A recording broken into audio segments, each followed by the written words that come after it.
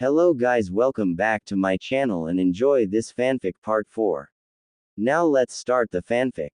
Turning towards a group of soldiers and samurai, he gave them his orders: bring the Lord and let the people vent out their frustrations on the Lord of Genbu. These men saluted and said, "Yes, Lord Uzumaki." The group of samurai and soldiers dragged the screaming former Lord of Genbu to be beaten to death by the former slave population. Turning back towards the throne, he grabbed the pillow and ripped it off. As he kicked the throne to the ground and sat down, he saw the whole entire crowd kneeling before him in reverence, causing Naruto to sigh before he answered in a loud voice, "I, Naruto Uzumaki, hereby claim the lordship of Genbu City and rightfully the whole of the Genbu region. If any of you object, please say so now." A samurai in red armor stood up and shouted, "All hail Lord Uzumaki." More and more soldiers stood up as all began to shout in unison, "Long live Lord Uzumaki." Naruto looked at all his friends and smiled wearily. He had planned to take it slow and start out small, but he was resolved to this path, and finding out that not only one of his sisters and a younger cousin, he now had a ton of responsibilities. He would do what he can to help and exterminate all those who would go against him. He still shuddered about the ton paperwork he was due to receive. The slaver dynasty of Genbu would end on this night. In the morning the city will awaken to a new ruler. A young, ambitious and most especially a kind man had taken the reins of government. From this city, once a city full of misery and greed, was the beginning of a great empire, an empire literally blessed by the gods themselves. The slaver families themselves fled to the Kuro-Tori Alliance territory in northern Genbu region to attempt to dislodge the new ruler of Genbu City, effectively splitting the region in half. Whole in the south, the brother of slain Lord of Genbu, Lord Yoshimoto, masses an army to kill the upstart lord. The elemental nation's Omegakure Akatsuki headquarters. Within the highest tower in the middle of Omegakure was a certain meeting room. Usually it lays empty, its usual occupants off doing other things and performing missions, but now today 9 figures could be seen standing in a circle around the room. Each wore black cloaks, with red clouds. These figures were the Akatsuki organization. "So we finally have our meeting him," a long-haired young man casually said. A shorter-looking man standing beside the blonde sighed in frustration before irritated answered back, "Shut up, Deidara.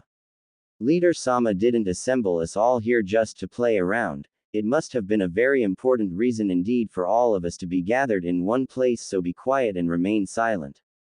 "Hey, I didn't even want to join this club anyway. I was content being a freelancer. Heck, I was gonna board a ship to the western continent and cause some chaos there when you people showed up and stopped me, so you shut up, yeah." The now named Deidara answered angrily back as he was getting ready to attack the shorter man. Before these two started fighting, a large bandaged sword was moved between them both as both men turned towards a man with blue skin and 3 shark-like gills on his face. "You two calm down now, you don't need to fight or Leader Sama is gonna get pissed." A young teenage man with neck-long hair and long pronounced hair troughs on his face appearing beside the blue-skinned man. "Hoshigaki-san is right. You two need to calm down right now before Leader Sama sees you two fighting. You two know the consequences of disobeying the rules."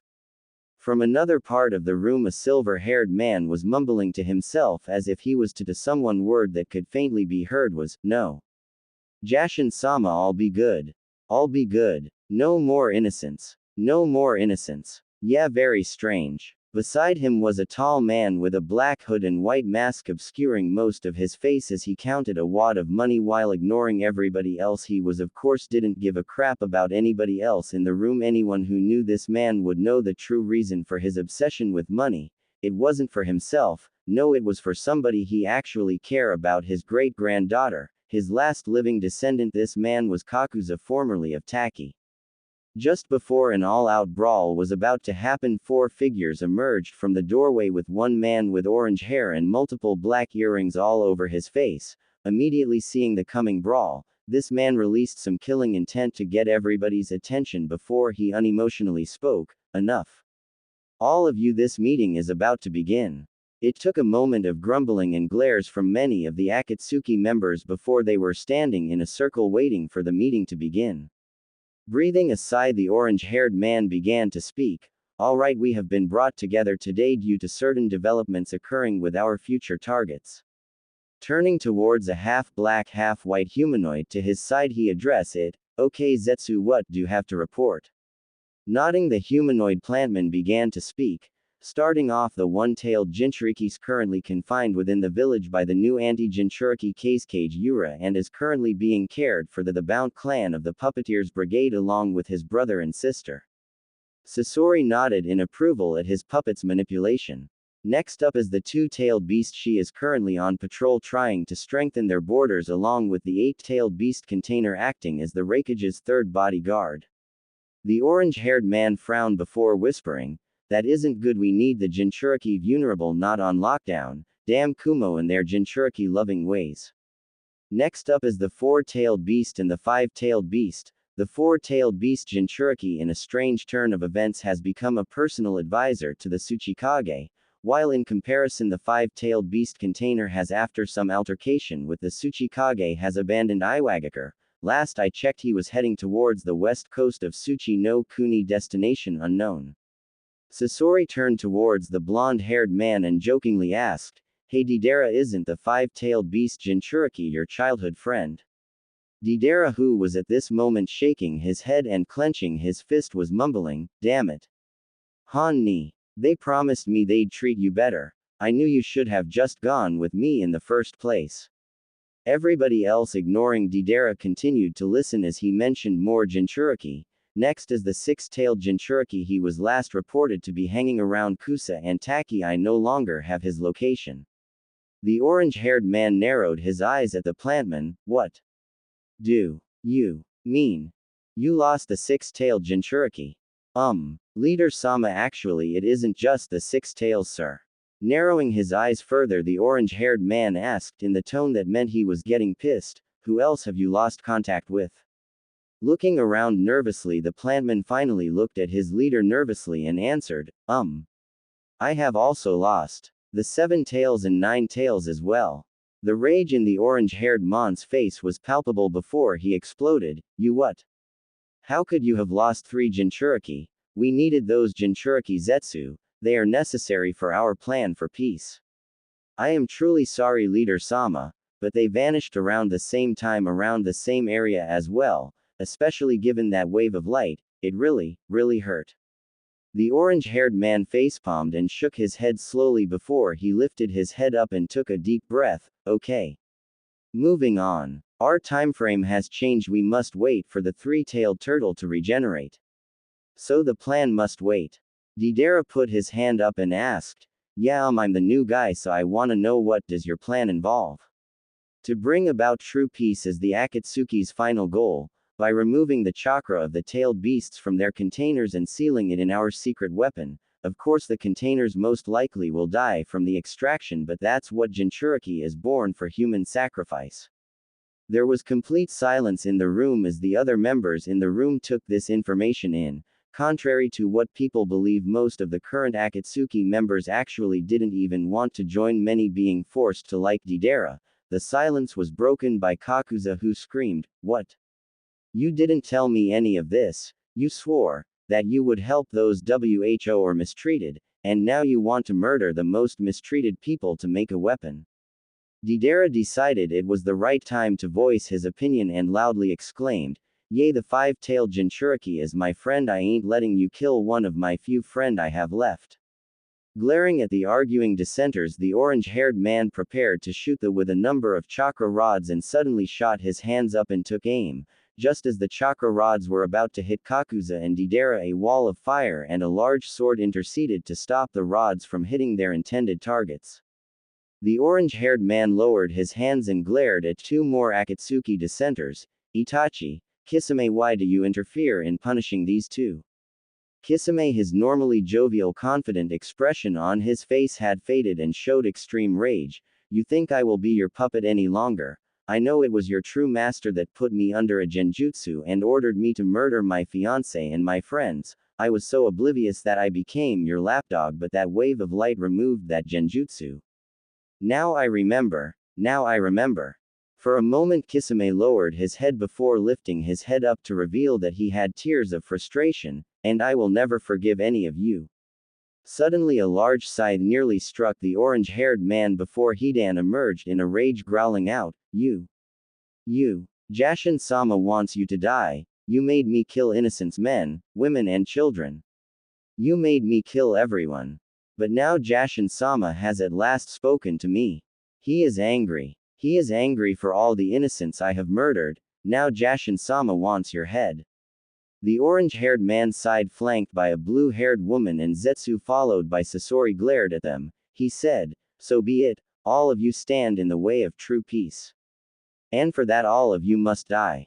Emerging from the shadows came 5 more figures, all with the same piercings and the same concentric purple as is the orange-haired man before, saying in one voice, We are pain, our god, we shall bring true peace through war. All 6 charged at but was suddenly stopped by a large yellow humanoid giant who swung a large sword at the charging group, driving them back. Within the humanoid stood a gasping Itachi as he called out to those rebelling Akatsuki members, All of you get out here now. I'll hold them off. The man with orange hair stared emotionlessly at Itachi, then whispered, Yes.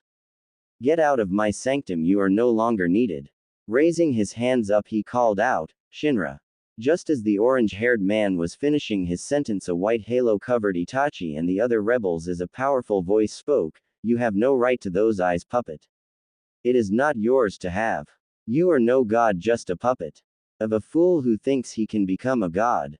You are nothing. By the time the orange-haired man opened his eyes, Itachi had vanished along with Kakuza. Deidara and Kisame had vanished. Blinking, the orange-haired man clutched his head along with the other 5 people and screamed, Ag hhhhhhhhhh.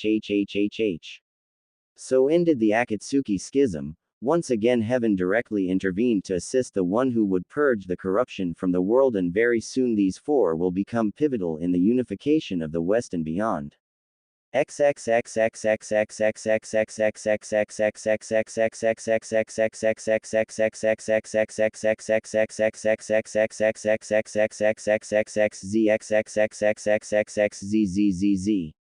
The Western continent was in an uproar. The most biggest slaver dynasty had fallen in less than a night from a combination of a group of missing nin and its own freed slave soldiers, led by a young boy bathed in glowing yellow robes.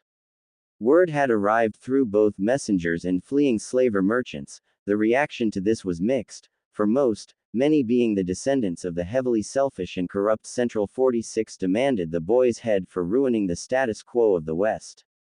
While others, being the children of the original loyal and honorable Gote 13, many display apathy towards the new young lord, not really caring as these lords were too busy dealing with their own problems. This also encouraged many vagabonds and ronin to begin moving to Genbu region to attempt recruitment by this new young lord.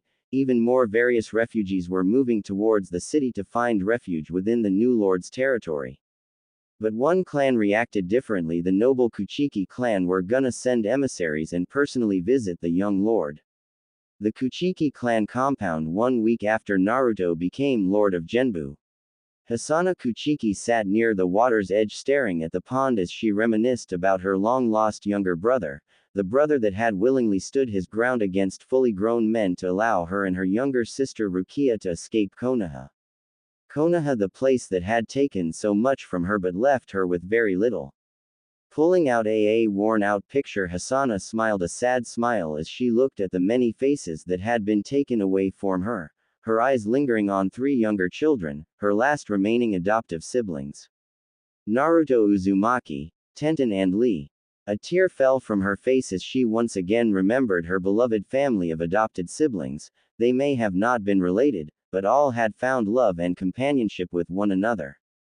Hearing footsteps behind her, Hisana turned around to come face to face with her husband Byakuya Kuchiki, who knelt down and wiped her tears away as he comforted her, holding her close. Are you thinking about your siblings, my love?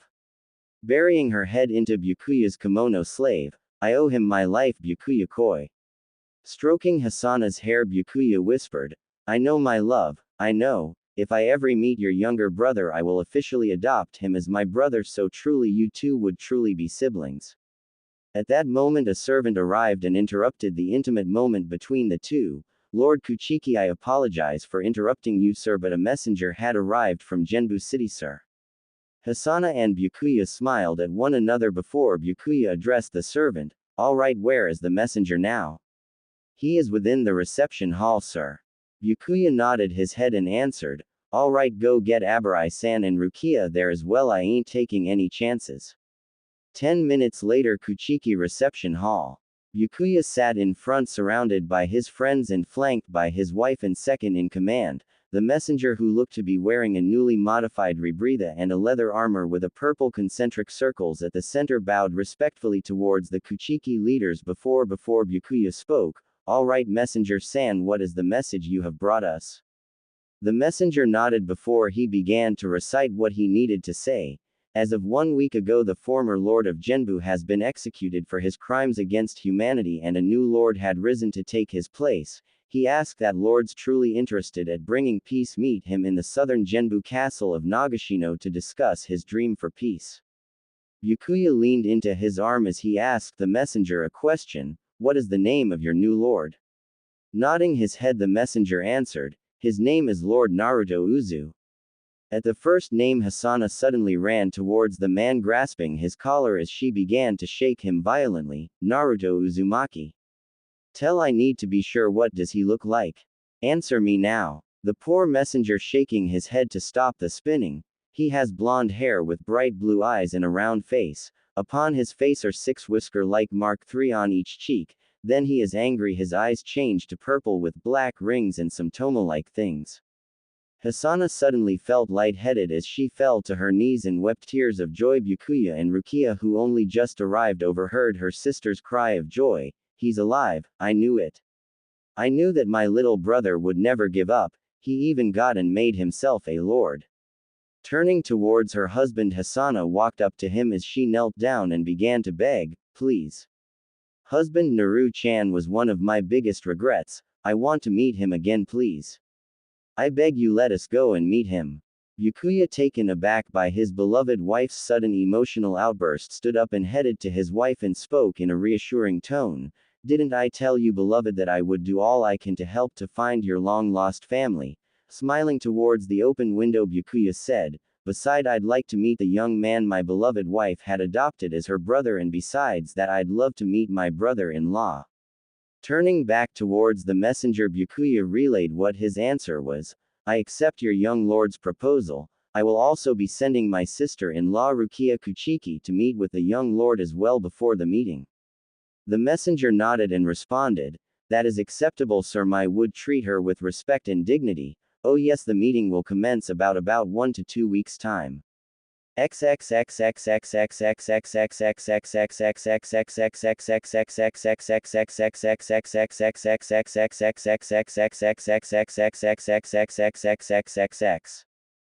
weeks after Naruto became the Lord of Genbu.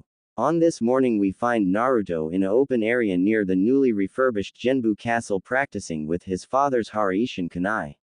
Crash. Quote, exclamation mark, quote. And that something was emerging from another crater covered in dust and dirt was the last known living scion of the Otsutsuki clan, Naruto Uzumaki, grabbing a 3-pronged kunai nearby implanted on another tree as he heard his father's voice encouraging him.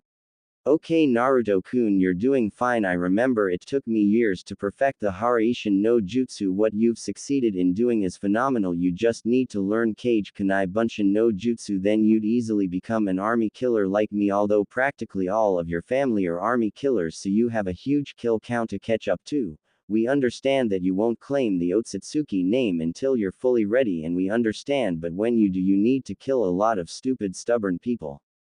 I understand too, san. I just need 1 week more to figure out the combination attack of Kage Kunai Bunshin no Jutsu and Haraishin no Jutsu. This time a third very bored voice said, what the hell? Great-grand-nephew, try using your Kage Bunshins and empower them with Senjutsu and let them wield the Haraishin kunais and perform Kage Kunai Bunshin. For every shadow clone, the kunais are multiplied into hundreds, maybe thousands, depending on how many you make. Naruto shook his head at this, started to think heavily about what had transpired the past few weeks. Almost immediately he started sending messages to his neighbors and the surrounding villages in the form of shadow clones. Practically all of the towns and villages have executed their corrupt ministers and have sworn loyalty to Naruto. To the north, though, where the fleeing slaver families had fled, he found them recruiting amoral bandits and mercenaries and swore a blood oath to kill Naruto in revenge for ending the slave trade in Genbu City. Naruto's answer to it was, "Let them come, I shall show them true despair." Of course, he had been training in other techniques, one of which to scare the shit out of anyone who dared. He had done the training beside the border of the Kuro-Tori alliance to scare them away until he was ready so that he could practice in plain sight of his enemies. Using his overly destructive training included Naruto's Haraishin and Mokuden training and activating with instructions from his great grandfather Madara in unlocking Amaterasu, another army killer technique that used black flames that will burn for a whole week if not dispelled, although he still didn't know whether he could be burnt from the flames or not yet, due to the fact that his fire's Amaterasu, instead of a stream of fire, instead became concentrated into a thin black beam of black flames that upon impact with anything would cut then ignite anything upon contact. Although due to this, Madara had said that his Amaterasu was a much stronger variant than anything he had seen in the past, as the only ones he had seen also only had a very short range of 50 meters, while Naruto's Amaterasu beam could have the potential range of 200 meters and didn't even seem to be affected at all by the winds, thus giving the beam a near perfect accuracy. And added to this, with his extremely durable body and his eyes constantly healing due to Kurama, ensured that Naruto could easily spam the Amaterasu beam all he wants.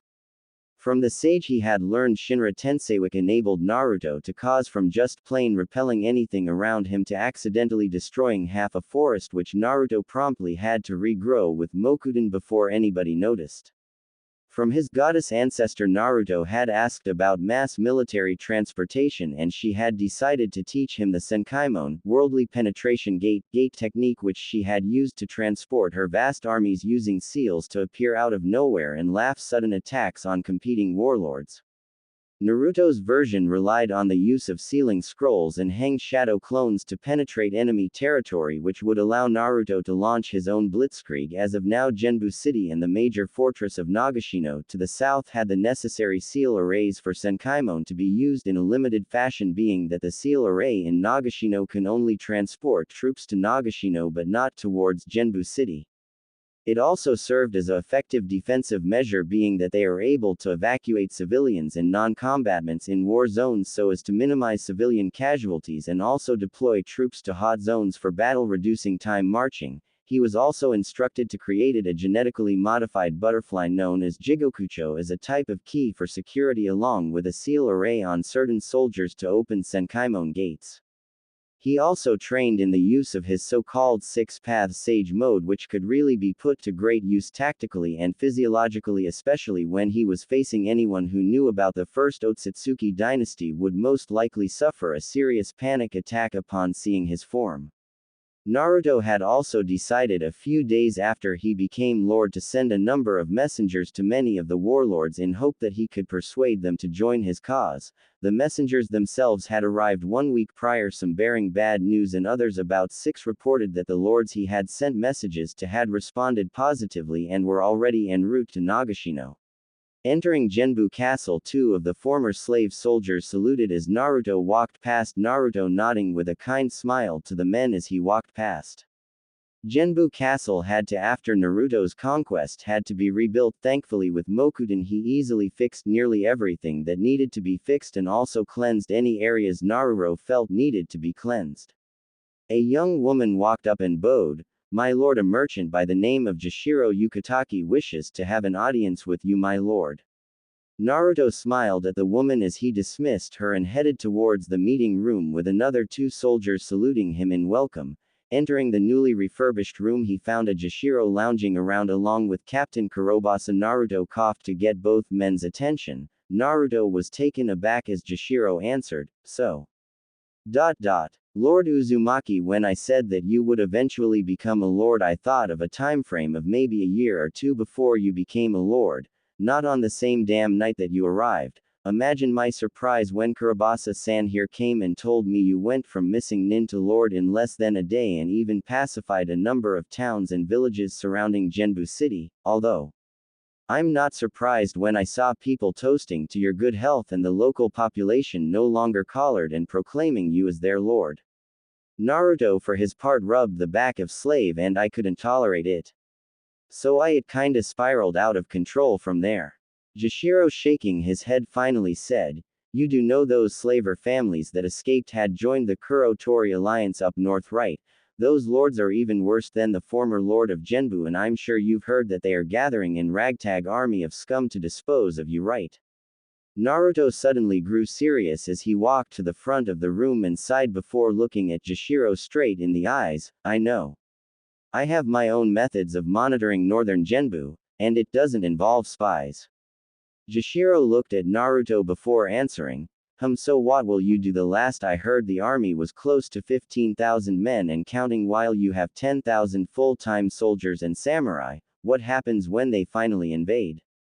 Naruto stared at Jashiro, then out the window. "I will do my duty to my people." Looking at Jashiro with determination in his eyes, "If they want to kill me so badly, let them come. I will wipe them out by the power of the Otsutsuki clan and wipe out their army single-handedly." Jashiro, with raised eyebrows, replied, "Are you sure? That is the path you want to take? Remember, taking the high road may be noble, but it is very steep as well."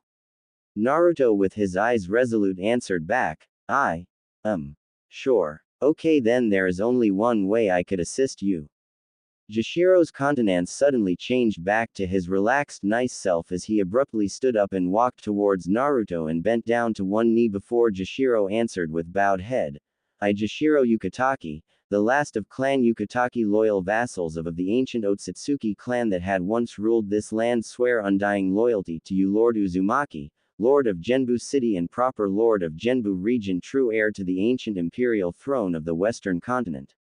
Naruto himself was stunned momentarily before Naruto leaned back with a quiet expression on his, using his chakra sensing to determine if Jashiro was telling the truth and determining that Jashiro was being honest, before he leaned forward before Naruto answered back, Are you sure? This course of action needn't be what you choose. Just because you clan were vassals to my clan, you needn't have to swear loyalty to me.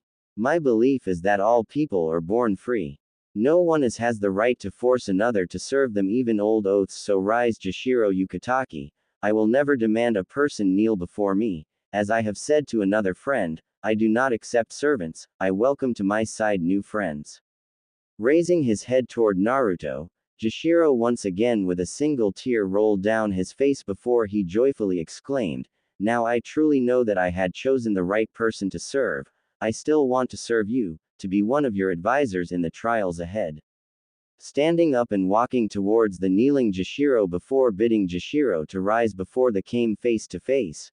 "Now Yukitake-san, I will be calling a meeting later on in the day to announce that you have sworn an oath to me and determine what position you should receive." Looking towards Kurobasa, Naruto asked, "What about you, Captain? Where do you want to go?" Shaking his tanned shoulders, Kurobasa answered, "Well, I kinda swore to follow Yukitake-san here, so did my crew. So I guess that I'm gonna have to work for you. Just give me and my crew a week to pack up our families and to persuade a couple of my old Suna Navy buddies to join up, just as long as I get to be your first admiral, and I'll help refurbish a few ships into a navy." Nodding to Kurobasa in acceptance, "Now go and get ready while I meditate in what I need to do." Both the two older men nodded. Men walked out as Naruto rubbed his forehead and decided to one of the rebuilt castle gardens. Before Naruto headed to his destination, he gave the order to a messenger to gather the commanders and the remaining merchant guild masters to prepare for an important meeting.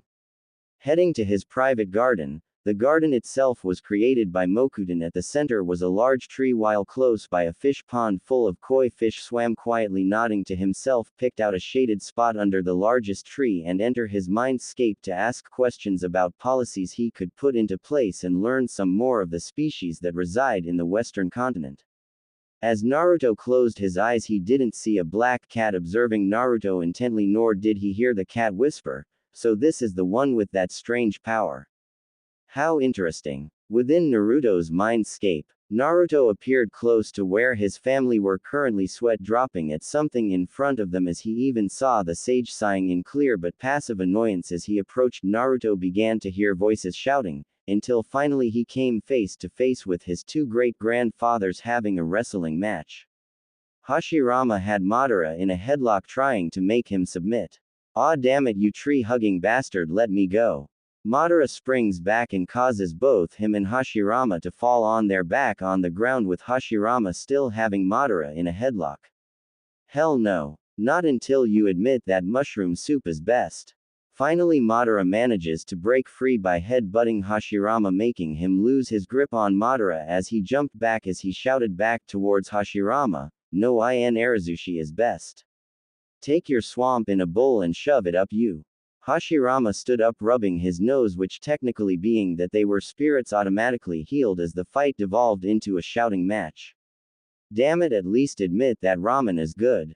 I know for a fact that you don't stay around a Uzumaki without gaining their eating habits." His mother, who noticed him after a very entertaining session of grandparent fighting Naruto, asked his mother, Mom, how did this start?" Turning towards Naruto, Kushina smiled at her son before shaking her head at how her grandfather was acting. "Well, it began with all of us talking about our favorite food. At first it was okay until Jisen started arguing with Hashirama-sama about their foods. Close by, Tobirama was shaking his head and repeatedly face-palming in annoyance before he saw Naruto and said, "Don't worry, this is how those two are like. I remember the first few months of Konoha's existence, those two were fighting over what restaurant they wanted to open, a sushi bar or a soup and ramen shop.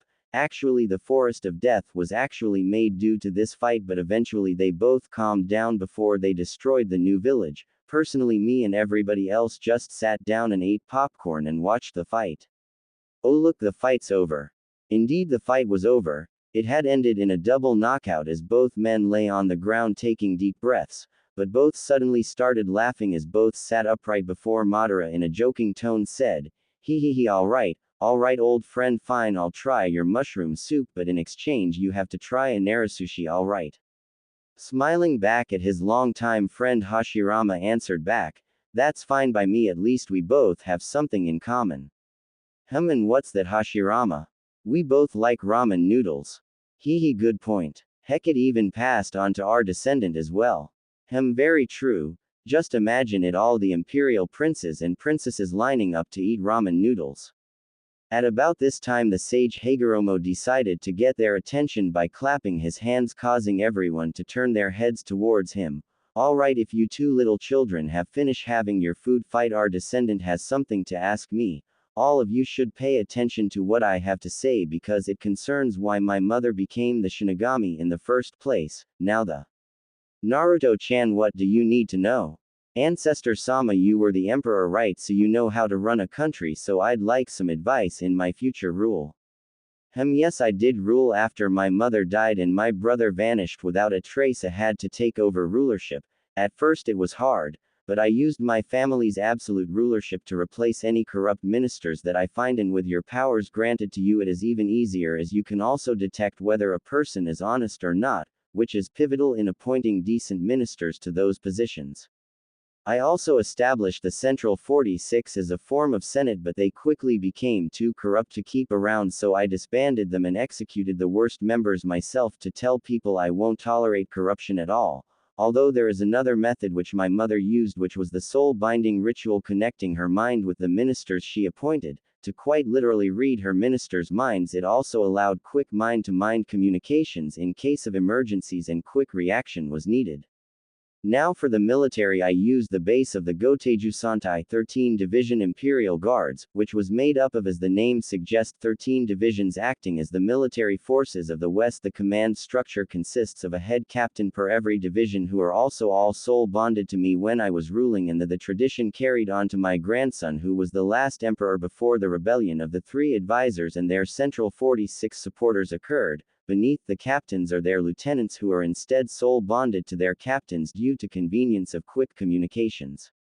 Quote, "My advice for laws is be tough but fair. I myself hate slavery, so my laws were against slavers were for slavers they would have them executed by being fed to leviathans, and for child traffickers they would have their genitals mutilated and be forced to have the word child trafficker branded on their chests and be imprisoned for life in the deepest hole I could find. It was tough laws, but really our family has had a pet hate since the Hyuga clan. Anything else, my descendant?" Yes, any other creatures of people I need to watch out for. Yes, actually, our next lesson is the Arankar and Hollows. Looking towards Naruto, Hagoromo looked at Naruto seriously as he began one of his lectures about the western continent of many different races. In the beginning, even before my mother ate the fruit of the Shinju, there was constant war, blood spilt for no reason other than killing another. Many innocents were caught in the crossfire of these many wars and all became benign spirits unable to move on. Anyway, when my mother ate from the fruit of the Shinju, it released a shockwave of pure holy power. Many of the souls that were touched by this shockwave regained their physical forms but were reborn misshaped with varying forms from humanoid to animalistic, but all had the same thing, a white mask that had once covered their human faces. My mother, after encountering one of these creatures, dubbed them hollows, due to certain part of their bodies missing, most of the time part of the chest where the heart should be. Worst still, many got the taste for human flesh. Due to their confused minds, many were confused and were attacked constantly by the various human factions existing at the time.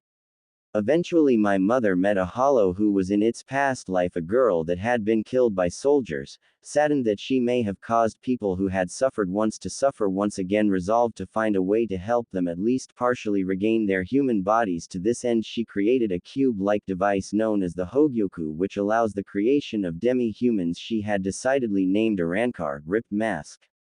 The tests on many subjects were successful and many of the newly reborn Arankar swore loyalty to the Otsutsuki clan outright, and due to the fact that they could also reproduce like normal were soon having Arankar children by the droves. Despite this, many hollows, believing they didn't deserve another human life, decided to remain hollows but still swore to serve the Otsutsuki clan as loyal bodyguards.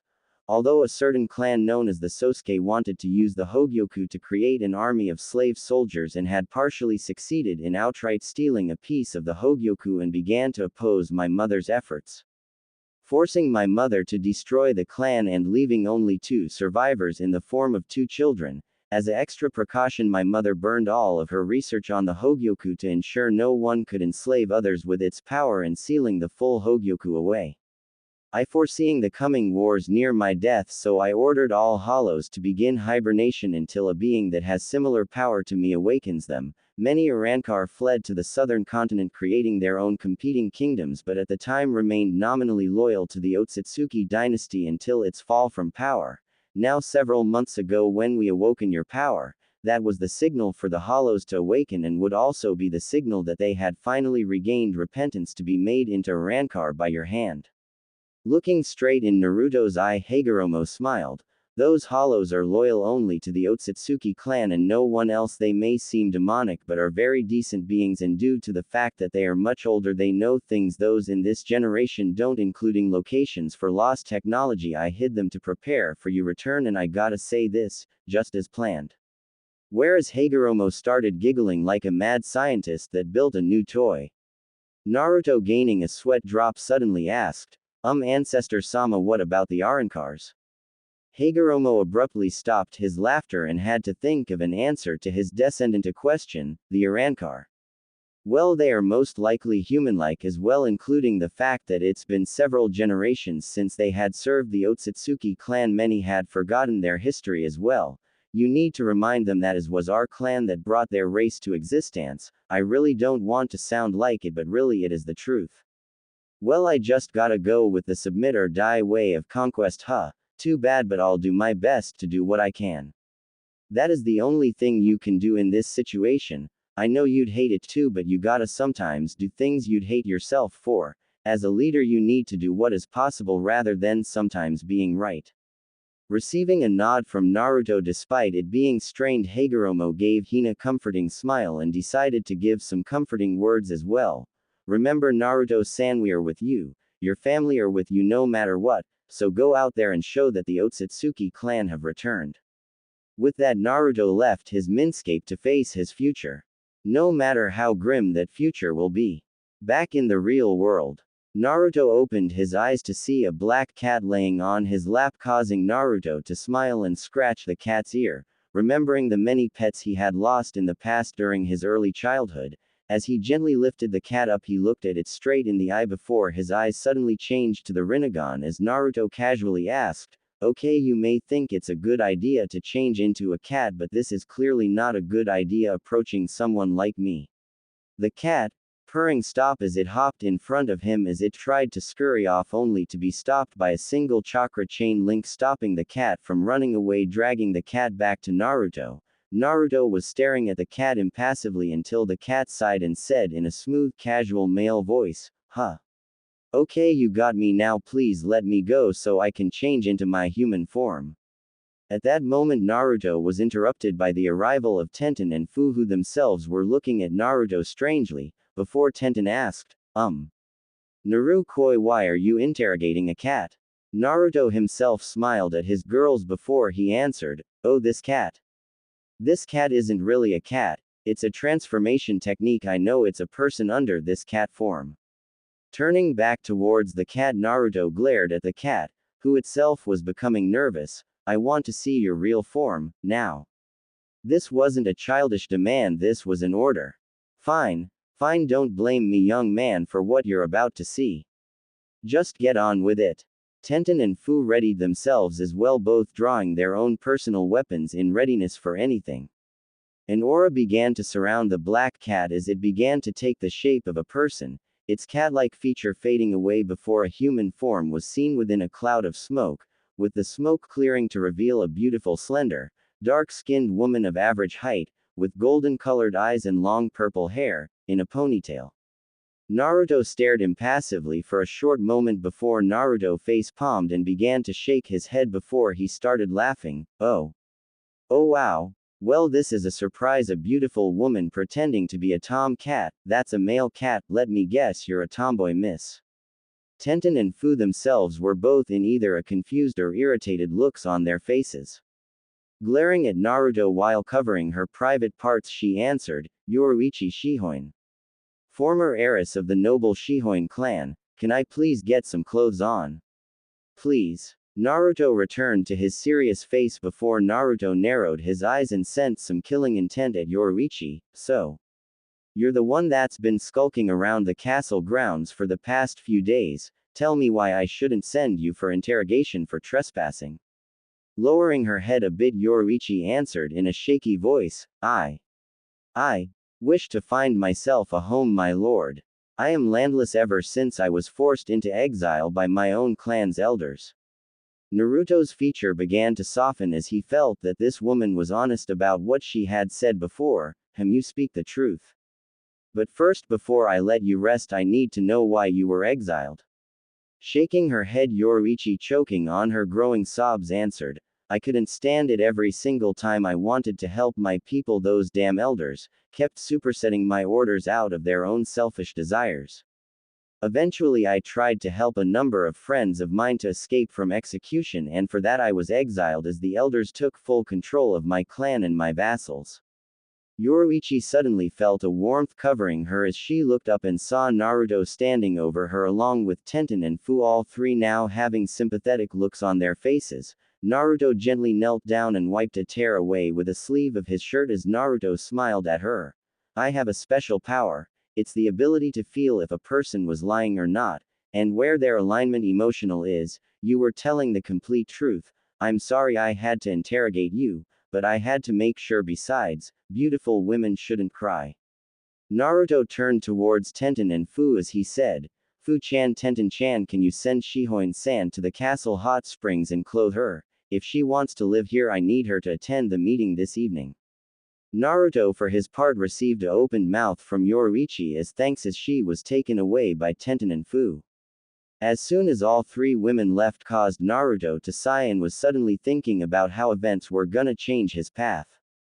Until that, as another messenger had arrived, one of the last to arrive, reported to also be bringing a Kuchiki clan member as well. He had sent word that the member had to be present at the meeting as well. Naruto hoped that isn't just so they could demand vassalage. With Rukia and her escort in a private room within Genbu Castle a few hours later. Rukia and her 10 samurai escorts sat cross-legged as they waited patiently for the meeting of the new Genbu lord and his subordinates while passing the time drinking tea and reading a local newspaper with the front page having the headline, "Northern Genbu at War, South Genbu massing for war. For freedom fought, peace fight on, brave men." confusing her at the sheer funny situation, and despite the darkening skies at the coming war, people were still upbeat, which frustrated her.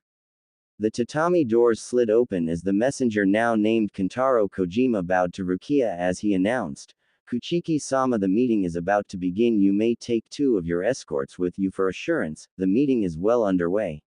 It seems you are gonna be introduced along with 2 other people as well. The meeting room within Genbu Castle at the same time. Naruto, having learned from Konoha's mistakes in the running of the council to ensure that it was reduced to an advisory board of representatives consisting of a member of each barracks in a dark-skinned man was at that same moment making a report on weapons development wearing a simple yukata embroidered with an anvil and hammer at the back, and the development of the Tsurukame had been quite successful. At this moment we are currently arming our Ashigaris with the Tsurukame shields. The Blacksmiths Guild are churning out 500 shields a day using new techniques. And with a simple push of a button can automatically fire volleys of lethal and non-lethal projectiles. Also with the assistance of Lady Higurashi and Lord Uzumaki's shadow clones placing seals, the weapons can now carry a maximum loadout of 1000 Senbon needles, 300 kunai, and 500 shuriken until another loadout is needed. At this moment 3000 of our military troops are armed with Tsurukame. Many of the men have taken to wearing on their backs with a quick release mechanism increases its uses also due to the new seals inscribed into the armor, and Tsurukame shields is now near weightless, meaning that they are always fully armed and ready for a fight, while anti-theft seals would automatically burn a person to death without the proper seals on their bodies. The dark-skinned man turned and smiled towards Naruto and bowed in respect as he said, I thank you Lord Uzumaki on having faith in the Blacksmiths Guild. I will always appreciate giving us our freedom to make our own choices, and the Blacksmith Guild will forever be loyal to you and your descendants. Naruto on a slightly raised dais flanked by Fu and Tenten just smiled and nodded before Naruto said, I appreciate your loyalty Master Blacksmith. I hope one day when our nation prospers that your guild along with many other guilds prosper as well. The dark-skinned man nodded as he sat down. Naruto watched and asked the council, any other reports I need to hear before we introduce a number of people? The question received shakes of heads in multiple no's. Naruto nodded his head before he spoke. Alright, one of the last messengers Kentaro Kojima has reported in and has even arrived with a guest from the Kuchiki clan, so everyone show respect, understood. But first I need to introduce 2 other people. Naruto turned to one of the guards and nodded to let in Jashiro first. Jashiro strutted in with purpose and kind smile and standing in the middle of the meeting room bowed towards the various merchants who smiled and nodded back at Jashiro. Clearly these men had connections with Jashiro, showing that these men weren't corrupted by greed. The turn towards the various commanders and officers present who also nodded back to him. Finally turning towards Naruto, Jashiro bowed deeper before Naruto nodded for Jashiro to sit down before he spoke. Now as many of you know, this is Jashiro Yukitaki. I met him a few months ago after I and my friends had offered our services towards guarding his merchant ship. En route we were attacked by a fleet of pirates. Around the time of us arriving I had befriended Yukitaki-san. Later after we got rid of the last lord of Genbu, Yukitaki-san and a ship captain and his employees seek to swear loyalty to me. Now I ask you, what is your opinion on this man, and I will take it into consideration. Th's guild master who ran the fruit merchant stood up. At one time Yukitaki-san had saved my guild from dissolution by willingly giving his own money to pay for our debts. When we attempted to give him his money back, he told us that it was a gift not lended. He is a charitable man. I for one would allow him into your services. This was received with several nods from all the merchant side. Kentaro Katsubaki stood up and said, he is a good man. Me and my man often see him moved among the most impoverished parts of Genbu City and give money to many people. Naruto nodded his head as he looked over what he had heard before he turned towards Jashiro. Alright, you are accepted as head minister. You will have nominal power to force the various guilds to do what you say, but only with my authorization. You are also to work in concert with Katsubaki-san to eliminate the last remaining slaver cells in the city, understood?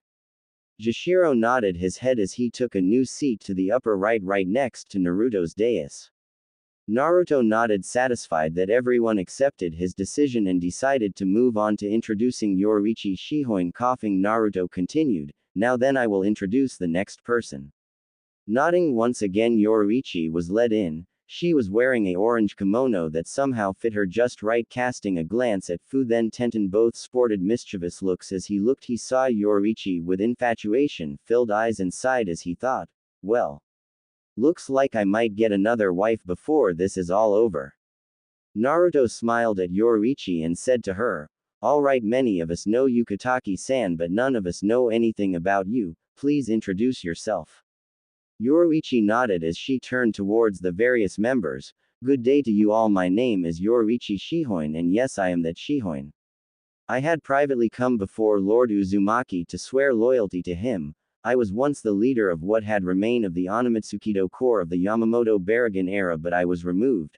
I specialize in the use of Kido techniques, and I also own a Zanpakudo, making me a great assassination or infiltration expert and also counter-espionage. If I am permitted, I wish to re-establish the Onimitsukido Corps here if I am accepted."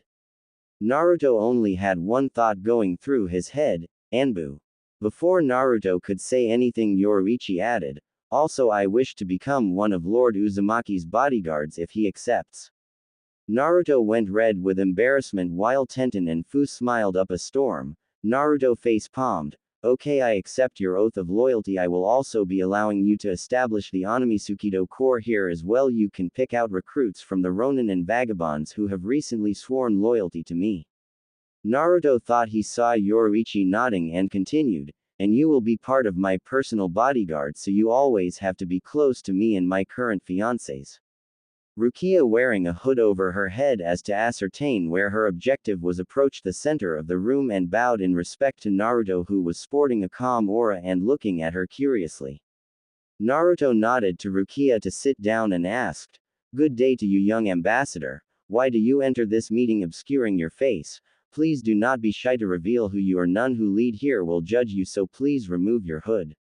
With a slight nod of her hooded head, Rukia reached up and pulled down the hood, obscuring her head, finally fully revealing her face as she smiled at an astonished Tenten and a narrowed-eyed Naruto before she whispered, "Hello Naru-ni, and Tenten-ni-chan.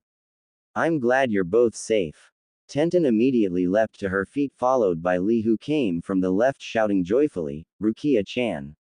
As they both knocked over Rukia and were in the middle of a group hug, Rukia looked up at Naruto, who hadn't moved from his dais, and asked, "Naru-ni, don't you remember me?" Naruto, whose expression had changed from narrowed eyes to calm calculating curiosity as Naruto calmly asked, "I've been betrayed too many times in the past to fully trust someone without proof. Tell me something only one of our family would know." Rukia nodded her head as Tenten and Lee moved back as she wondered for a second before she answered, "Our sibling oath that we all sworn in blood." Rukia lowered her head as if in reverence, as if to recite a holy hymn, before she looked up straight at Naruto with flaming proud eyes and exclaimed, "For those we cherish, we shall fight on. Even when I was a little girl, I looked up to you, Nissen, you who had suffered so much still had an open heart to accept any who wish for friendship." Naruto smirked and slowly got up from the dais as he slowly walked down to Rukia, finally coming to eye level with Rukia. Naruto suddenly embraced her as he held her close as if a brother comforting a sister. Naruto cried softly as he whispered, "My little sister. My precious little sister." Those watching felt their hearts soften, many remembering the tears they had suffered, and many made secret oaths to strengthen their loyalty to Naruto. Naruto pulled her back and smiled at her. His younger sister by only 1 year. She had fled when Naruto was only 6, and her sister by blood Hisana was 14 as the Konoha clans once again attacked those that remained. Naruto stood before a mob of shinobi and civilians as Rukia and Hisana fled on a horse, wielding only a rusted sword, as he called out, "For those I cherish, I die in glory." The last sight she saw was Naruto charging at the crowd, Admiral stabbing a Yamanaka in the gut, as in the distance the overly protective Uchiha military police were swarming from behind the mob, with the Hokage and Anbu right behind him as they fled out the gates of Konoha into the unknown. Rukia felt two more arms covering her and felt Lee and Tenten embracing her as she mentally shouted for joy at being reunited with her brothers and sister before she felt Naruto break away and get on his knees as he wept in a hoarse voice filled with regret and grief, "My sister. This is all that remains of our family, all the others are gone. And it's all my fault. If I wasn't with all of you, you'd all have happy lives. The only ones we've found are Kagero Nichan and Kana Nichan. Both died. Both buried." Rukia knelt down as well. "There is nothing to forgive. Nisano Nisan waits for you at Nagashino Castle along with her husband Byakuya Kuchiki along with the other representatives." Just as Naruto felt the world and his worries finally lifted, two worn-out messengers in bloodied armor ran into the room. Both shakily knelt on the ground. The first messenger from the garrison at one of the northern garrisons in Graham Moor gave his report first. "Lord Uzumaki, the Kuro-Tori alliance of slaver lords have attacked the northern front and are burning the villages and towns to the ground. I barely made it out to bring this message through. Their forces number in the tens of thousands, sir." Naruto, standing up, asked, "Are they encamped anywhere?" The messenger nodded. "Yes, sir. They are planning to camp out at the valley of Okehazama. Forward troops are already setting up tents with hordes of slaves but don't seem to be setting up any barricades and might be postponed from fighting by the appearance of a legendary thunder dragon Shiro Fatalis creating a thunderstorm, sir." Naruto nodded and turned towards the other messenger. Clearly from the red armor worn came from the Nagashino Castle garrison. "All right, now you." The Nagashino reported, "My lord, the brother of the deposed lord of Genbu, Lord Yoshimoto, has marched his army towards Nagashino and are in the process of breaching the castle. Lord Kuchiki is currently leading the defense himself." Naruto started pacing before he stopped and faced the messenger and in a serious tone asked, "What is the composition of the troops besieging Nagashino?" "Mostly lightly armored cavalry but some fully armored cataphracts personally led by Yoshimoto's General Kazuhiga. They have barely any samurai due to most of them defecting to you, my lord, so their infantry is composed of weakly armored slave ashigaru meant to be used as arrow fodder." Naruto, turning his back on the messenger, turned towards his council who all stood up fully alert to hear his instruction while Guy, Utakata and Anko alongside the 10 barracks leaders stood to attention awaiting their deployment orders. Walking back towards his dais, Naruto sat down and leaned forward deep in thought, his hand covering his lower face. If anybody looked at Naruto's eyes, they'd swear that they could literally see 1,000 different strategies and plans occur in a split second. Finally looking up, Naruto crossed his hands and mumbled, "Two large armies intent on my people's destruction. To the north the scum feast in luxury unaware with no walls to guard them as they feast and drink. To the south that stupid fool is wanting to make me look like an incompetent ruler and unworthy ally and have the gall to attack my Nisan and her husband. Two flies led into the spider's web. Two flies caught in web about to be eaten by the hidden spider." Naruto suddenly smiled and leaned back and calmly said, "Okay. I know what to do." With Itachi and the other rogue Akatsuki members, Han the Jinchuriki of the five-tailed horse was heading west towards the coastline. He had made the decision to go missing Nin after he was insulted by the Iwagakure Council calling horse repeatedly. Finally he had gotten fed up and left, followed Colonel by Roshi the Jinchuriki of the four-tailed monkey. They weren't just fellow Jinchuriki. They were family. Flashback. Han was leaping along the canyons close to Iwagakure. He was currently being pursued by another person getting fed up of the cat and mouse game they were playing. Stopping near a cliff face, he stopped and turned towards his pursuer. Han's pursuer stopping just behind him as both had a stare down before Han narrowed his eyes and angrily asked, "Roshi, what do you want? Can't you just let me leave?" Shaking his head, Roshi answered, "You know we can't do that, Han. You must return, please. Tsuchikage-sama needs you there, please." Narrowing his eyes, Han swung his hand in refusal and answered, "No. You think I'll stay in a place that doesn't respect me?" Roshi, attempting to further plead with Han, answered, "We do respect you, Han, it's just your grandfather needs to consider the information we had told him and the council." Glaring at Roshi, Han angrily answered back, "Unlike you, grand uncle, I was rejected by our family. No one cared. My own father and sister hated me. They kicked me out into the streets. Why should I remain in that place? Please Han, it needed to be done, pleaded Roshi. For years I have wondered why I wasn't wanted. You're one of the few Jinchuriki who are loved other than those two in Kumo. Everybody else was rejected by those we sought to protect.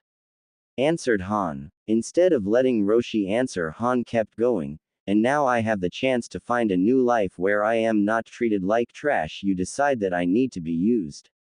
What gives you the right?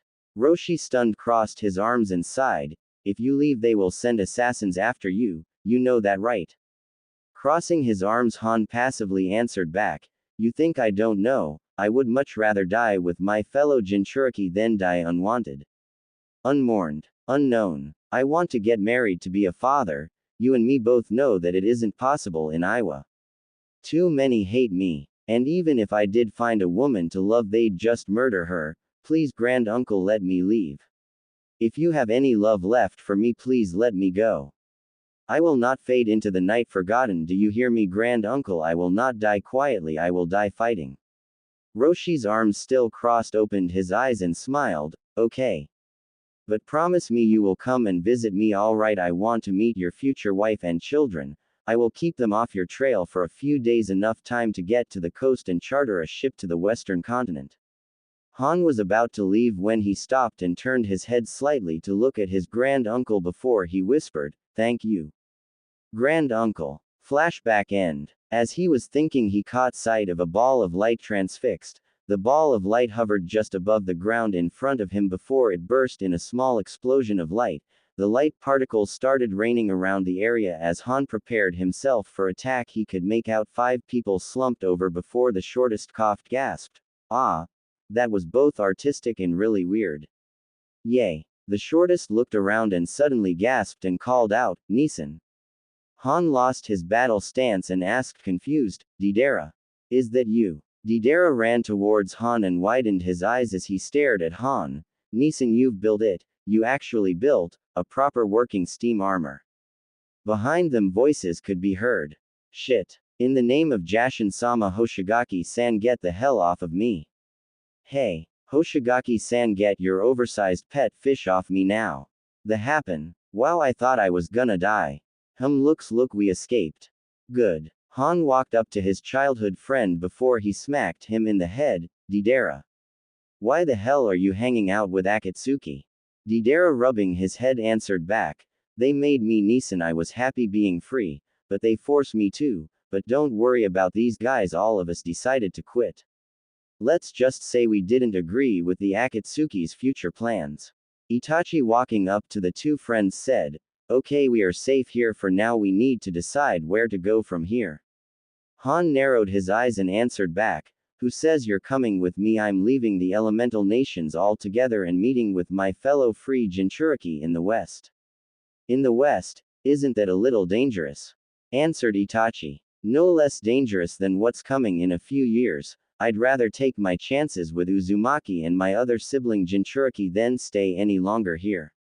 Itachi widened his eyes at the mention of the name Uzumaki and asked, The Uzumaki you mentioned, is it Naruto Uzumaki Jinchuriki of the 9-tailed demon fox? Narrowing his eyes suspiciously, Han asked, What's it to you, Uchiha? I'm his cousin, answered Itachi. Oh, okay, fine, you can come. What about you guys? Asked Han at the now fully untangled former Akatsuki members. Utakata, the container of the 6-tailed slug, was one of my childhood friend in Kiri along with Yagura. Answered Kisame. The current 7-tailed beetle's Jinchuriki is my great-granddaughter and the reason I take so much money from bounties. Answered Kakuza. Everybody turned towards the last member of the group at the twitching Hidan before he looked at all of them and answered in a tired, hollow voice, I need to protect Uzumaki-sama. Jashin-sama has ordered me to. So have the other current Jashinists in the western continent. All are heading to the western continent. I must go to him. Itachi, confused over Hidan's behavior, asked cautiously, Why does Jashin wish for you to protect my cousin? Looking towards Itachi, Hidan answered, The Uzumaki clan's patron god is Jashin along with the storm god Susanoo. He is calling us to battle to protect his first worshippers, that bastard. He has made me commit a great sin against Jashin-sama. One of the main tenets dictated to his first worshippers is never harm those who have an innocent heart. I murdered so many, this is a journey of penitence for me. Han finally nodded and sighed, fine. You guys can come along. Naruto's gonna appreciate a bunch of S-rank shinobi anyway to help him out. Later in a port on the southwest coast of Tsuchi no Kuni. Alright fine, me and my crew and a bunch of other ships are heading to Genbu City at the western continent anyway. Answered a man. Thank you sir. We appreciate you allowing us on board Captain. The man just laughed heartily and answered, you can call me Captain Kurobasa.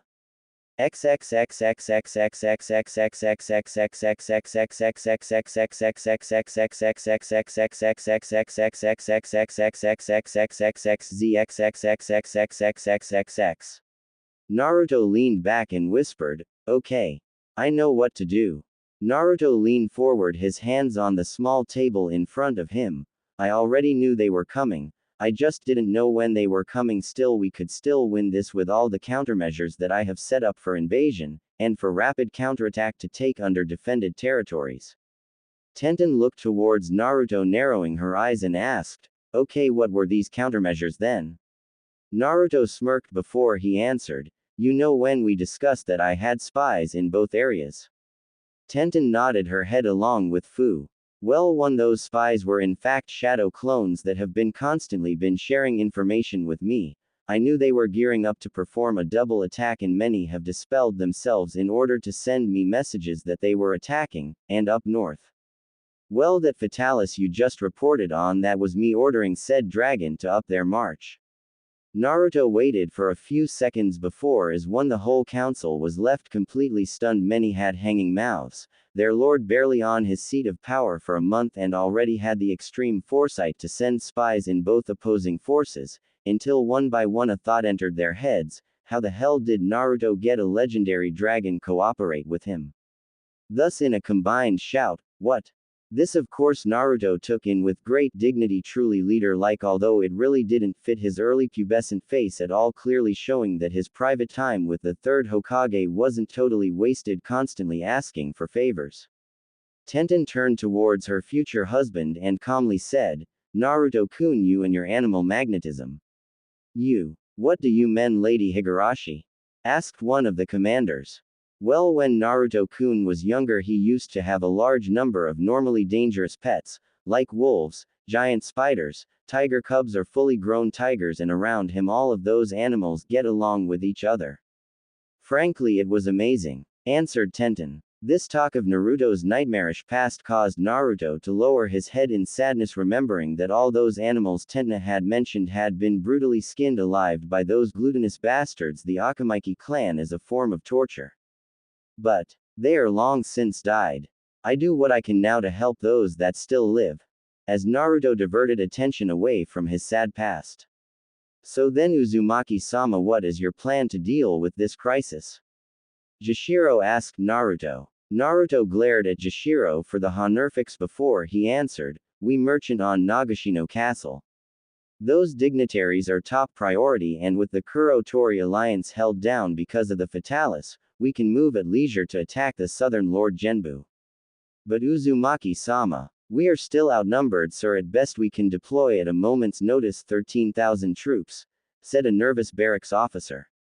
Naruto smiled at the man, calming him down before he answered, I already dealt with that problem. You see, I knew they would eventually attack us, that's why I had performed espionage to counter their threats. Yoruichi, as soon as she heard the word espionage, asked, what do you mean espionage? How were you able to perform espionage while being a Lord Uzumaki-sama? Naruto didn't answer in words. Instead, Naruto put his hand in a cross symbol as a shadow clone burst to life in front of him before Naruto said, alright everyone, this is a shadow clone. It is a Eastern jutsu that I learned earlier in my life. It was mainly used as a type of scout of sorts, due to one of its capabilities being transfer of information to the original upon dispersal. But I improved it to a degree that these my clones are capable of acting as spies for a prolonged amount of time, and I can also direct them remotely to perform tasks without me being present also. The clone, as if on signal, performed a henge, transforming into Yoruichi, completely causing several to gasp in surprise before Naruto answered. Also, my clones are capable of using chakra, enough to use low-level jutsus like henge. Originally the henge was meant to be a veil over the one who performs the jutsu and could be dispelled by touch. My version is a perfect henge. It doesn't just create a veil, instead it changes the person completely into their desired person. In essence, it isn't just an illusion anymore. My clone had changed physically into Shihoin-san. Naruto turned towards Yoruichi and said, "To demonstrate, Shihoin-san, please touch my clone." Yoruichi nodded and walked up to the he-fed clone, and standing in front of it in a similar pose before Yoruichi walked up and poked the clone's left, causing the clone to shout indignantly, "Ow! That hurts, you know." Yoruichi turned around stunned and exclaimed, "In the name of the sage, they're real." Also, due to one of my abilities, I can absorb memories by just touching people's heads, so could my clones. It's a recently learned skill, though passive at best. In essence, with these two skills I had created the perfect spy. No middleman, no chance of misinformation, and I can semi-direct each clone to their objectives. Amazing, Uzumaki-sama. Is there any downsides to this technique? Asked Jashiro. Yes, this type of technique's capabilities are limited by the person's chakra network. In all actuality, I'm the few people that could perform this technique to such a degree. Even those older than me that knows this technique can barely make a dozen at most. Answered Naruto. Many men nodded their heads in understanding while others looked disappointed, but although was wiped away as Naruto continued what he was saying while his shadow clone dispersed. Now I want you all to get ready while I draw up these plans. Assemble as many troops as you could muster and assemble at the main plaza for deployment orders in 2 hours. None of you need worry over tactics. My clones act like instant transmitters. They will relay to you any new orders. Now go. With that, the whole room emptied in less than 2 minutes, the commanders rushing out of the room while the guild representatives headed off to prepare supplies and equipment, leaving Naruto with his 2 fiancés and his new bodyguard. Naruto nodded to Tenten and Fu and said, "You two go on ahead, I'll be right with you, and take Shihoin-san with you too. I need to spend a minute to meditate on this situation." Both of his fiancés nodded and gave Naruto a comforting hug, and both ran off with a confused Yoruichi in tow. Naruto, now fully left alone, leaned forward, and as Naruto's expression became dark as he thought, this isn't exactly part of the plan. They were meant to invade when I used myself as bait at Nagashino, but I could make this work to my advantage. With so many benevolent daimyos and warlords plus a few powerful ronin in attendance, perhaps I could persuade them that I could truly be the savior everybody's waiting for. Oh well, they made a serious mistake of attempting to kill my long-lost Nei-san. I'll personally teach them a lesson in humility. Perhaps you can use one of my most powerful attacks, great-grandson, said Madara's voice in Naruto's head. Tempting. But no. Concealed heaven is too powerful. I might accidentally destroy the castle along with the enemies if I did. Perhaps I should try my Mangekyo Sharingan's Susanoo instead. Answered Naruto. That's true. What do you all think? Asked Madara. Well, considering what his Susanoo actually looks like, I'd go for it. It would be like if death itself came to the battlefield. Imagine Susanoo and Haraishin used at the same time. It wouldn't be the Yellow Flash, it would be called Shadow Reaper instead. Thus it came with Naruto's calm smile that all his family had agreed. He may be a lord, but it's good to hear advice from his family. Opening his eyes, Naruto smiled as he heard in the distance the sounds of marching boots and the much sharper clocks of horses' hooves on pavement as the whole population was literally mustering for war. His smile at the next second faded as he shook his head. This won't be a glorious war. No war is glorious. He knows, despite the enthusiasm, he knows some of these men and women will not return home alive. Naruto remembered one of the third's lessons. Jisen, why do people fight? To protect the ones we love. Naruto-chan, it is the most honorable war to fight, to protect the ones we love the most from those who would cause them ill intent. So, when I fight those bad people when they try to attack me and my friends, it is a fight where I am in the good side. That is different, Naruto-chan. That isn't a war, it is against bullies and the victims. War is different. Most conflicts happen due to simple things like religion and morals.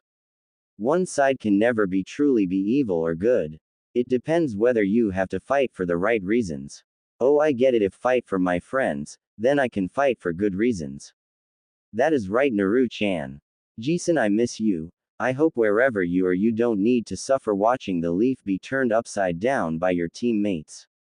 Naruto whispered to himself as Naruto stood up and began his own preparations. 2 hours later in the main plaza of Genbu City. The men in semi-organized squares waited patiently for their lord. Having gone in for a final strategy meeting with the commanders of the various forces, there was a rainbow of colors showing that most of the forces themselves were clearly in ragtag ad hoc formation to increase efficiency. At the front of the formations were the newly re-equipped 10,000 in their uniformed armor with a orange sash crossing there to symbolize their newfound loyalty to their new master, this time not forced. Along with these men were 3 barracks, 3,000 men, worth of soldiers having large rectangle shields on their backs. These men wielded the so-called charge breaker weapons Type 2 Surukame, which could form a solid wall of steel to turn charging enemies into human pin cushions with multiple volleys of their multi-fire options. Next came the newly arrived Ronins and vagabond samurai who, hearing of his proclamation, had rushed in their thousands to Genbu City and after seeing the newfound life in the city promptly swore loyalty to Naruto. These samurai were bought uniformed as the men in front of them. Instead, many wore pieces of old battered armor or some not wearing any armor at all. It also consisted of both male samurai and their female equivalent the Onaboshi warbands and their leaders the Onabugaisha, and due to the fact that these men and women were samurai, they also made up a substantial cavalry of horsemen to deep strike to flank the enemy force. Next came the Ashigaru forces made up of locals who had been armed with a long yari spear and a katana as a sidearm. They were armored in what seemingly was flak jackets with thigh guards to protect the Ashigaru from glancing shots. Due to Naruto's insistence that the Ashigaru needed to be better armored had prompted local armorers to produce enormous moderately sized oblong shields to protect the Ashigaru from arrow fire and at close range used to parry and glance of attacks, although these men and women were still trying to get the hang of wielding the shields. Emerging quietly from the sides of the dais set up for the commanders and Naruto, where the various head commanders and lieutenants stood in their full armor. Even people like Enko and Guy wore armor designed personally by Naruto to fit their bodies. All waited patiently as Naruto flanked by Tenten and Fu already fully kitted out in combat gear. Naruto wore a gray steel with shoulder guards, gray arm guards, folds covering his upper legs over a blue BDU battle dress uniform. On Naruto's belt on his left hip was the bladeless Raijin no Ken unactivated and looking harmless, and on Naruto's tight hip was a custom-made katana that had the symbols of the Uzumaki clan, the Senju clan, and finally the Uchiha clan engraved all over the scabbard. Under Naruto's right arm was a kabuto-type helmet with a band of orange cloth tied around the forehead part of the helmet. This armor was reminiscent of Hiruzen Sarutobi's battle armor, with the helmet itself being the one Hiruzen Sarutobi owned prior to his death. EHICH was gifted to Naruto by Asuma Sarutobi, although after his escape from incarceration had ripped off the Konoha symbol. To top this off was a necklace of 6 magatamas, making Naruto look like a war god. Next came Tenten, who wore a headpiece similar to the second Hokage's headpiece with her 2 signature twin bun hairstyle. Tenten's armor and uniform was similar but a lot more lightweight than Naruto's, as it was needed for her weapons and high-speed attacks. Her armor consisted of a steel-painted black with the leather arm guards to make throwing and stabbing easier. Slung over her back was a large sealing scroll containing various weapons and gear. Tenten's upper legs were covered in steel black folds, with leather pouches attached to carry even more storage scrolls. To Tenten's hips hung the 2 Kiba swords ready to be drawn at a moment's notice. The last was Fu. Just like Tenten, Fu had a custom-made samurai armor made for her. Fu's gear consisted of a white BDU uniform with unlockable clasps for her bug wings to emerge when she needed it to be without damaging the armor or uniform itself. The sleeves had a border of gold cloth running all the way up to her collar. Ano Fu's uniform was her armor, which consisted of a steel gray with shoulder guards and arm guards plus folds slightly smaller than Naruto's covered her upper legs for protection, and just like Tenten, she also had a large scroll on her back, but instead of holding weapons, Fu's scroll held various species of bugs like kabutomushi and Suna sand scarabs to assist her. As all three emerged, the crowd of soldiers hushed as all that could be heard was Naruto and his fiance's footsteps. The officers as one shouted, "Attention!" And as one caused all those present to salute Naruto as Tenten and Fu took their places behind him to await his speech. As Naruto stood leveling his gaze at the soldiers. Naruto standing in front of his soldiers as all looked at Naruto expectantly sighed in sadness. These soldiers came to him believing that he could save them and bring about his dream of peace without tears. He knew that some of these faces would be dead by the end of the day, but he will weep for them all, he will remember them. Finally taking his mind out of his thoughts, Naruto began his speech. At ease. As you may have been told, a double invasion has begun attacking our newly formed nation from North and South Genbu. Murmurs could be heard as man and horses shifted uncomfortably on their feet or on their saddles as they continued to listen to their young lord's speech nervously. I am not gonna lie to you, the situation looks grim. But as your chosen leader and lord, I have put my trust in you to fight to protect our homes from these tyrants. Growling could be heard from the front, which consisted of the old slave soldiers that first swore loyalty to Naruto after he liberated them. They seek to revert all our efforts into naught. To once again place collars on your necks, to once again be at their mercy. To rape your wives and daughters. To beat you and take from you what doesn't belong to them. Will you allow them to win? To allow your families to suffer? The crowd spontaneously shouted in one voice, no. Along with blood oaths and banging shields of the Ashigaru. Today we stand against a foe that's only goal is our death, so RSUBJUCATION. Will we, the defenders of our new home, allow this to happen? Once again Naruto was answered by a chorus of, no. The rage growing inside everyone present. I may be young, but I have a noble dream of peace. Of true peace. This continent's chaos was only because those scum dare lay claim to land that do not belong to them. The rest of the lands are enslaved. So few of the true nobles remain to truly protect the innocent. I want to bring them peace. To walk the streets and the countryside with no fear of chain gangs. WHO will snatch them away. Today I declare war on all the so-called kind slaver lords. Today marks the beginning of unification of the West. Mark this day, my people, name this day the War of the New Dawn. Naruto's power coalesced into his Sage of Six Paths form as his voice amid the gasps and the widened eyes of those present. For this day the OTSUSUKI clan has returned to the West. I am Naruto Uzumaki, descendant of the true imperial throne, the OTSUSUKI clan. The last heir to the imperial throne of the West, and I have come to cleanse this continent of the scum WHO falsely rule it. I will always stand by your side in battle and in spirit. I will never let corruption take root, I swear this on my ancestors.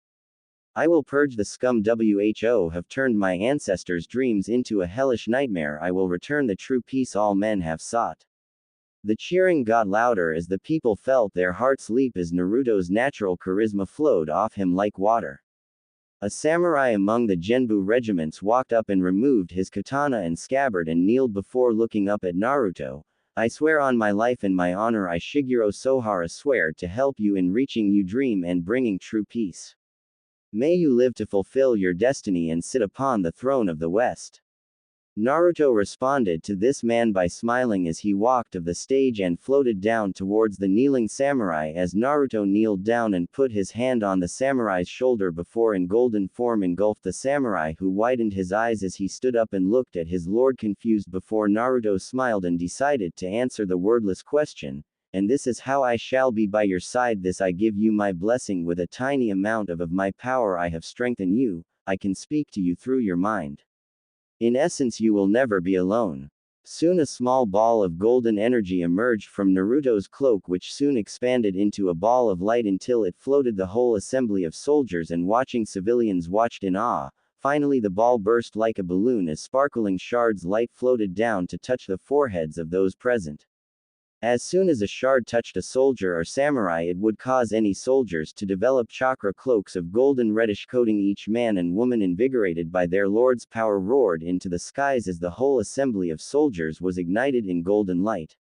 Their strength raised. The troops were enthusiastic, as in the case of the first man. Shigeru kneeled down as Naruto smiled and drew an ignited Raijin no Ken at the same time as a multiple Senkaimon appeared, while golden light-clad shadow clones appeared beside him with the same resolute face as the original. Naruto shouted, "Those portals will allow us to arrive at Nagashino. March through with my clones with no fear in your hearts. I am with you, now go." As one, the soldiers stood up and raised their weapons as they were deployed with a Naruto clone each division, with the cavalry going through the portal first, roaring through the Senkaimon to act as a screening force with their new power. Next to charge in were the samurai and the 10,000 Genbu troops, with the shield bearers going in first to set up the front line and their firing lines. The last to leave were the Ashigaru, although some had to remain disappointed at being left behind as a reserve. The rest foe, the Ashigaru, with huge morale boost, swarmed amid the cheering of the crowd. Finally, Naruto and his most inner group acting as his bodyguards, leaving behind Jashiro as commander of the city defenses, with Rukia and her own bodyguard remaining to help guard the castle along with another of Naruto's shadow clones.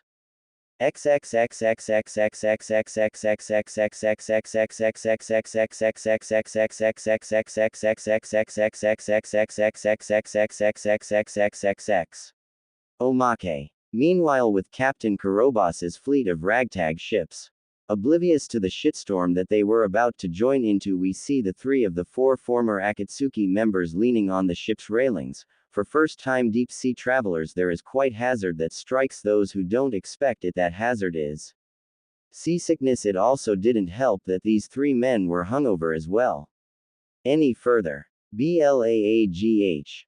I thought I got rid of this types things when I started to replace all my internal organs. Now all I am puking up are hairballs.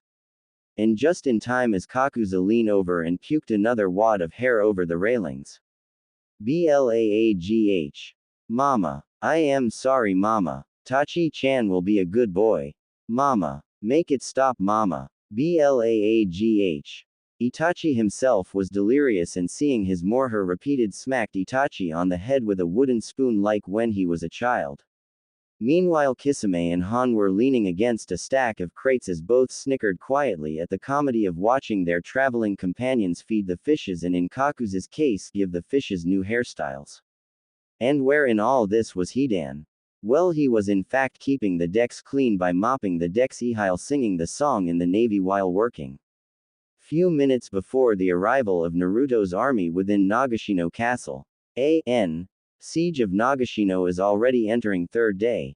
Garrison consists of 1,000 elite samurai, newly inducted Ashigaru spearmen in training, thus was not included in the before list of forces available to Naruto. Byakuya stood in his bloodied kimono and a dusty bloodied watched as the defense of the battlements were still underway, as he grimaced as he saw another man to receive an arrow to the head. He and his wife had arrived here for a meeting with her adoptive brother, when on the 2nd day the southern Genbu lord had besieged the castle with their huge army. The first waves were easy to repel, most being knife-wielding slave peasants. He had helped in those few waves as he openly wept as he cut down peasant after peasant, his wife fighting alongside him as she too openly wept alongside him. There was soon a lull in the fighting, allowing a messenger to be sent to Genbu City to report that the castle was under siege for 3 days. The local garrison and the 5 lords' bodyguards had been beating off assaults by bloodthirsty mercenaries, which he had, unlike the peasant, had no problems with killing.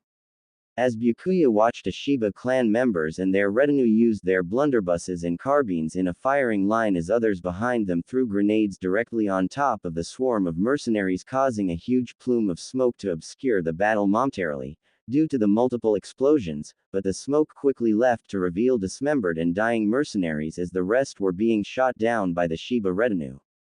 With a loud shout, the firing line split to reveal men riding enormous boars, followed by samurai and Ashigaru defenders as they charged against what remained of the mercenaries. The first unlucky mercenary was immediately flung into the air by one of the boars, flying so far as to fall towards the ground past the wall.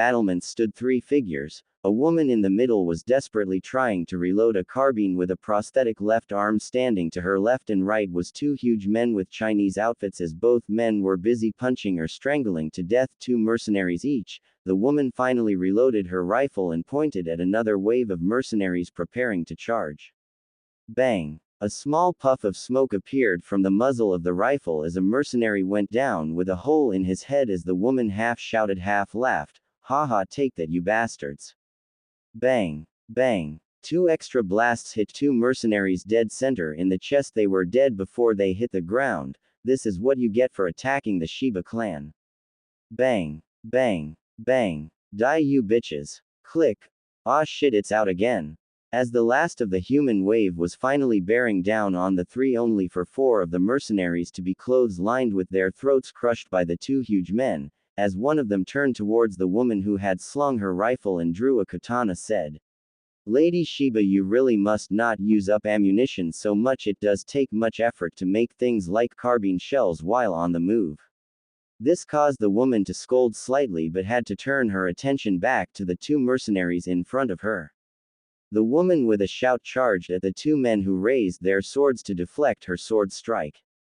Slash. The first mercenary had raised his sword to stave of the Shiba woman, only for the woman to switch her killing strike from a downward slash to a left slash, tearing armor and human flesh in a single slash, causing the mercenary to drop his katana to clutch uselessly at his guts, spilling out on the ground before dropping found on the ground to bleed to death. The woman huffed in annoyance as she took on her last opponent, but stopping slightly before raising her index finger and middle finger before shouting, "Bakudo number 1 Sai."